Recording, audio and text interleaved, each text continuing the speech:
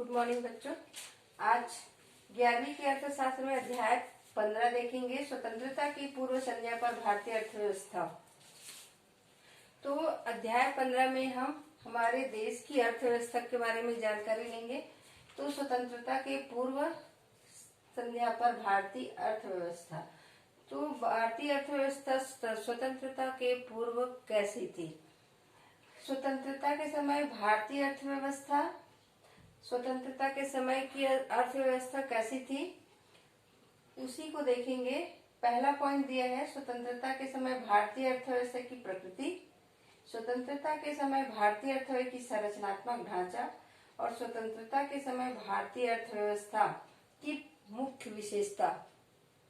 तो हमारा जब 200 वर्षों तक भारत जो है विदेशों के गुलाम थे, अंग्रेजों के गुलाम थे, तो उस समय जो है स्थिति इतनी खराब थी कि पूरे हमारे देश का शोषण हुआ। हमारे देश के जितने भी कच्चा माल है उसको यहाँ पर लाते थे, कच्चा माल तैयार होता था, उसके बाद विदेश इंग्लैंड ले जाया जाता था, वहां से सामान बना के फिर उसी सामान को भारत में लाकर बेचा जाता था। तो यहाँ की गरीबी जो है वो बढ़ते गई। यहाँ जो हस्तकला है, वस्तुकला है, उन पर शोषण होने लगा, क्योंकि वहां से लाने के बाद वही सामान यहाँ पर कम कीमत में बेचा जाता था और हमारे यहाँ का जो हस्तशिल्प है, काश्तकार है, उनके बनाए हुए सामान को वो कम कीमत में बेच नहीं सकते थे। बनाने में और कच्चा माल में इतना पैसा लगता था कि वो उसका कीमत कम ही नहीं कर सकता था। और धीरे धीरे वो क्या किए, अपना जो उद्योग है, कुटीर उद्योग है, वो कम करते गए, नहीं बनाए। उससे क्या है, वो धीरे धीरे समाप्त होते गया। और यहाँ पर जो शिक्षा का स्तर भी बहुत कम, सामंतवादी व्यवस्था किए गए। सामंतवादी व्यवस्था में जो कृषि है उनको जमींदारों में बांट दिया गया ताकि उससे लगान वसूल कर किया जाए और किसान जो है अधिक से अधिक जो कृषि का जो उत्पादन है वो सरकार को दे सके। उससे क्या है, और गरीब होते गए और गरीब होते गए। और उस समय शिक्षा नीति बहुत कम थी, लोग अशिक्षित थे और ज्यादा से ज्यादा लोग गांव में रहते थे।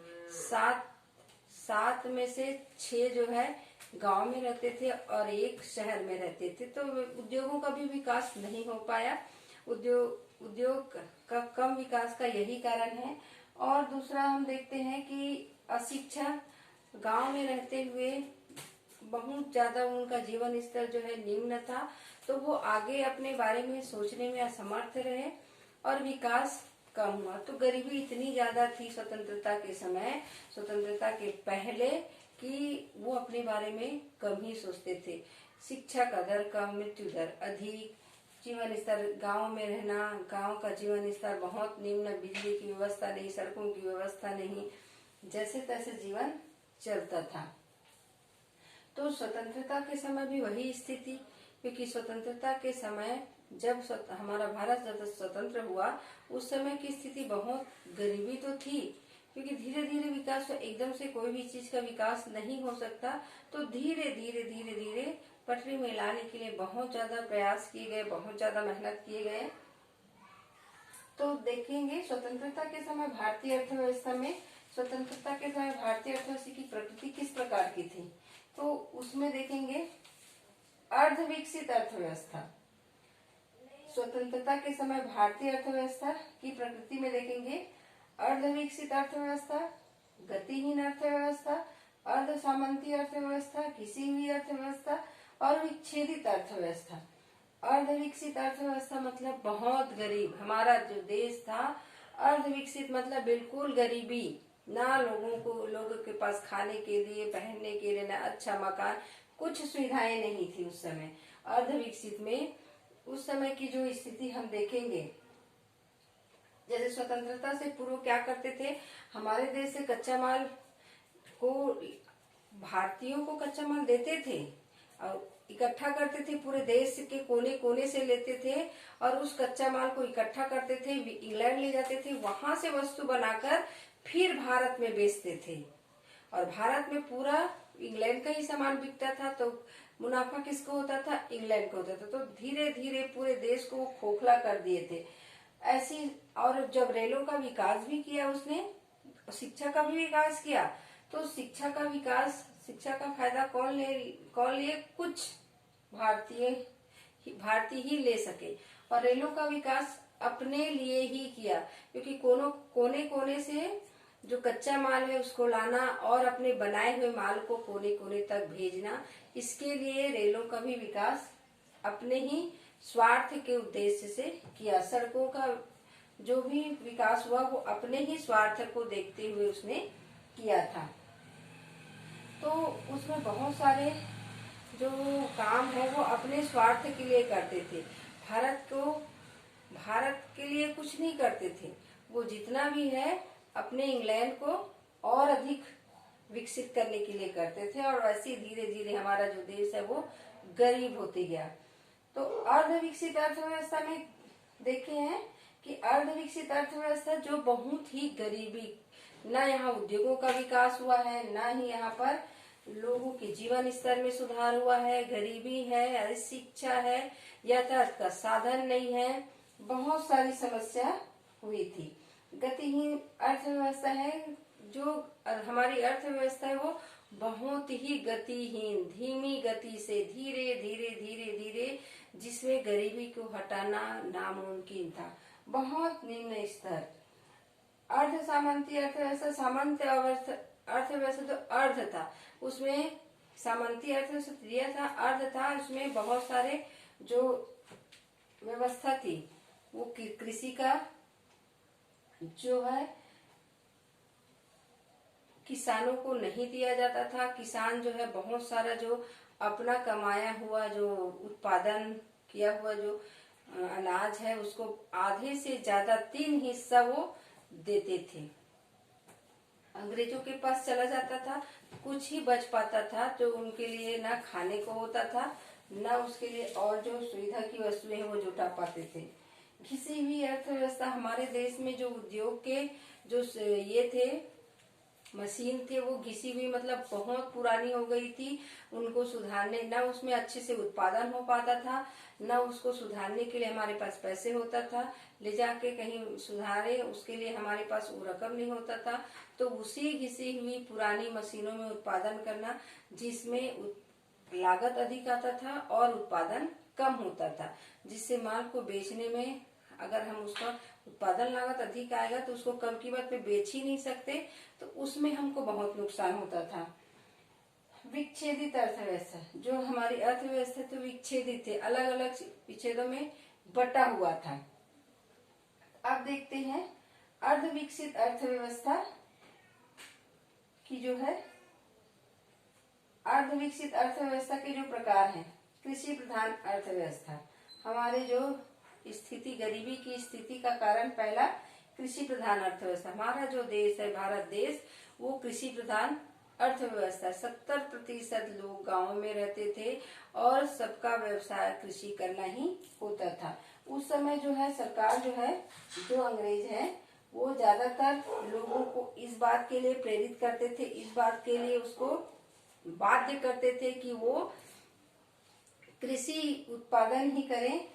कृषि का जो हम खाद्य पदार्थ उत्पादन करते उसको ना करके व्यापारिक कृषि जो है, जूट है, कच्चा माल जिसके लिए उनको चाहिए, जूट है, कपास है, तिलहन है, ये सब का उत्पादन करने के लिए उनको बाध्य किया गया, ताकि उसको विदेश में ले जाए, वहां से उसको कच्चा माल को अपने लिए सामान बनाकर यहाँ भारत में बेच सके।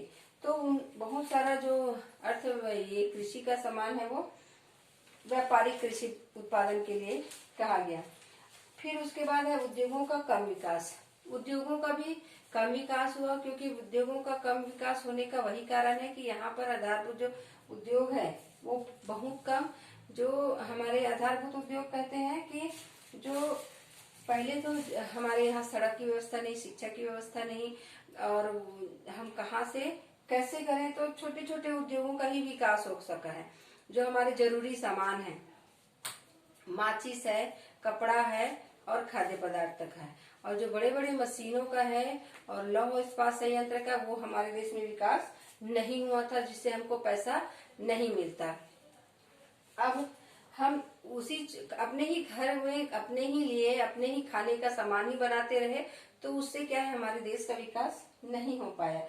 प्रति व्यक्ति निम्न आय, इसी कारण से जब कृषि का उत्पादन नहीं हो रहा है, बहुत सारा हम विदेशों को दे रहे हैं, तो हमारे पास बचा ही नहीं है कि अपने आप को सुधारे, को देश को सुधारे। और इसी कारण न उद्योगों का विकास हुआ, लोग उद्योग में काम करना नहीं चाहते थे, शहर में रहते नहीं थे, गाँव में जीवन जीते थे, गाँव का स्तर निम्न था, तो उद्योगों का विकास नहीं होने का एक ये भी कारण है, क्योंकि 7 में से 6 गाँव में रहते थे, एक व्यक्ति बस शहर में रहता था। तो इससे क्या है, उद्योगों के विकास में उद्योगों में काम करने वाले लोगों की संख्या भी कम थी, और उसमें निरक्षर होने के कारण उसमें सीखने की भी जो काम उसमें चाहिए जो उद्योग में, वो नहीं सीख पाते थे।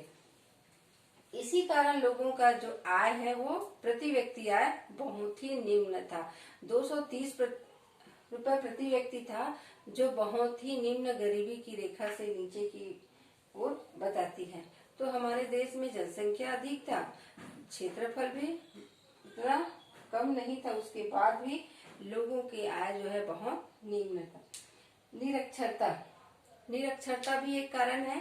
लोग जो है, जानकारी उनको बिल्कुल नहीं होती थी अपने बारे में, और जो मशीन चलाना है, क्या हमको काम करना है उद्योग के लिए, और हम अपने व्यवसाय को आगे बढ़ा सके, हमने अपने कार्य को आगे बढ़ा सके, इसके लिए उनको जानकारी नहीं, क्योंकि बहुत सारी जनता जो है निरक्षर थे। हमारे देश में पढ़े लिखे होने की संख्या बहुत ही कम था, इसीलिए वो अपने बारे में बिल्कुल ही सोच नहीं पाए।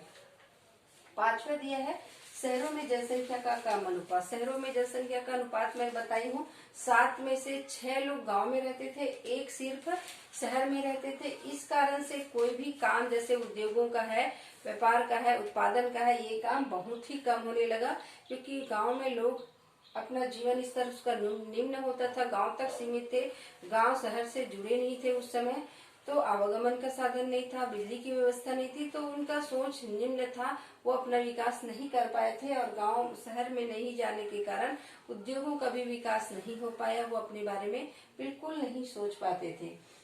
अब देखते हैं आधारभूत संरचना का कम विकास। आधारभूत संरचना जो हमारी जरूरतें हैं, उसके अनुसार आधारभूत संरचना जो, जैसे हम बिजली के लिए क्या लगता है, कोयले का, लोहा के लिए क्या लगता है, कोयला लगता है, जो उससे जुड़ा हुआ रहता है बिजली, और जो कच्चा माल जो लगता है, लोहा का उत्पादन करने के लिए कच्चा माल लोहा लगेगा, कच्चा लोहा लगेगा, बिजली लगेगा, पानी लगेगा, तो वो आधारभूत जो हमारी संरचना है उसका कम विकास हुआ था।